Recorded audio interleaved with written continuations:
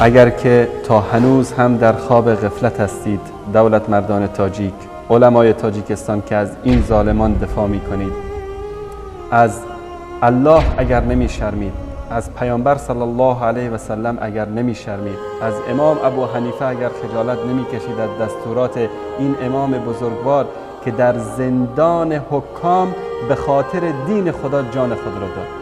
شما که ادعا می کنید حنفی هستید، پیرو امام اعظم ابو حنیفه رحمت الله علیه هستید، از امام اعظم یاد بگیرید که چگونه در مقابل ظلم، در مقابل ستم قیام کرد، حاضر شد که در زیر شلاق‌ها جان بدهد، حاضر شد که جان خود را فدا کند، اما منصب حکومتی را قبول نکرد.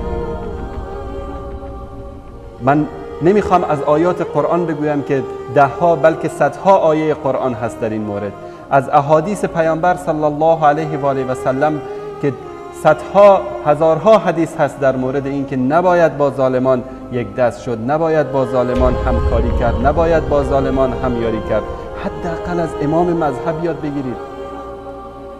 جناب سید مکرم، شما که به ما میگید که اینهایی که ما میگیم دروغ است، در این برنامه من کمتر صحبت کردم، من هیچی نگفتم در مورد مشکلات تاجیکستان. آیا همه این کسانی که تماس میگیرن همه اینا دروغ میگوین؟ آیا این ملتی که امروز از طریق تلفن، از طریق اسکایپ شکایت میکنن از ظلم و از جنایتی که بر علیه این ملت صورت گرفته، آیا اینها همه دروغ میگوین؟ اگر واقعا حنفی هستید و پیرو امام اعظم ابو حنیفه رحمت الله علیه هستید، از این امام بزرگوار یاد بگیرید که حاضر شد در زیر شلاق‌های حکام جان بدهد، اما حاضر نشد که منصب حکومتی را قبول بکند، زیرا نمیخواست در کنار حکومتی قرار بگیرد که به کسی ظلم شود، نمیخواست در کنار حاکمی قرار بگیرد که به کسی ظلم شود. امروز متاسفانه شما برای این حکومت چهره دینی ساخته اید.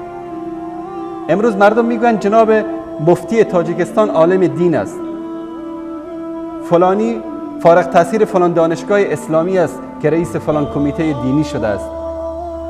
از خدا بترسید. اگر دستورات و فرامین الله و رسولش رو فراموش کرده اید، حداقل با وجدان خودتون بشینید محاسبه بکنید، نفس خودتون رو محاسبه بکنید قبل از این که الله سبحانه و تعالی انتقام این ظالمین رو از شما بگیرن. در همین همسایگی شما در افغانستان دیدید که الله سبحانه و تعالی با ظالمین چگونه رفتار کرد.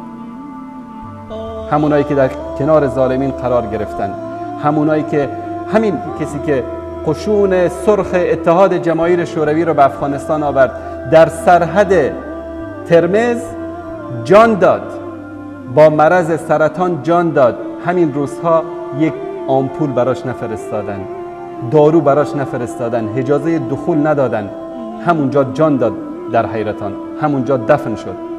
عاقبت کسانی که در خدمت ظالم‌ها، در خدمت فاسق‌ها، در خدمت حکامی که به ملت خودشون ظلم می‌کنن قرار بگیرد، عاقبت اونها این گونه خواهد بود.